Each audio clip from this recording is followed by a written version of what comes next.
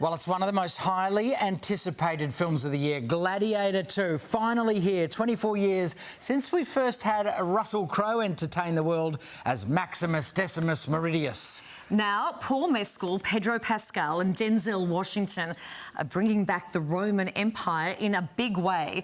I sat down with the cast, with Paul, including Connie Niesen and Fred Hechinger as well, to chat about the film the whole world is talking about. Congratulations on the movie. I saw it just yesterday. I came home, my husband's a big fan, and he said, "How was it?" And I said, "This is everything that you want the Gladiator movie to be." Is that the reaction, Paul, that you're getting? That's, yeah, it started to roll. Like, we had the premiere in Sydney 2 nights ago, and we've had a couple of screenings in LA and New York, and that seems to be the general consensus, which is incredibly, incredibly exciting. I'm going to quote your co-star Denzel Washington. He says, "They just don't make movies like this anymore. The costumes, the horses, the shields, just all of it." I mean, there's a rhino in this, for heaven's sake. There is, yeah. It's huge. Like Ridley is, I think, the king of big cinema, and this is like, as a huge fan of Ridley Scott, I think this is one of my favourite of his films, to be honest.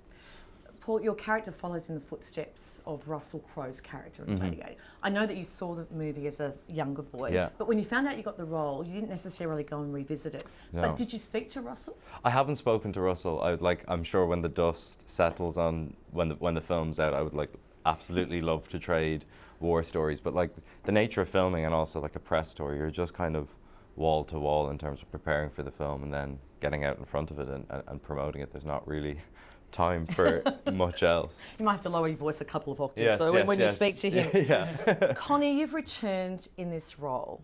So what was it like to return to the Colosseum and show these guys around 20 years later? They didn't need a tour. And it's round, so. It was easy. It was amazing. I was actually really touching. I was trying to be very cool when I walked in there at first, and instead I got this and then when I had to leave, it was really hard to go, really hard to leave that place. It was so amazing. Fred, with the greatest respect, your character is awful. I'm really sorry. Oh, sweet Fred. It's just, you're sweet, gorgeous Fred. But you are just awful. But as an actor, you must think, wow, that's great. I'm glad I elicit such a response. I think they're a delicious duo, these twin emperors. And yeah, I mean, it's quite fun to play villainous people. Yes.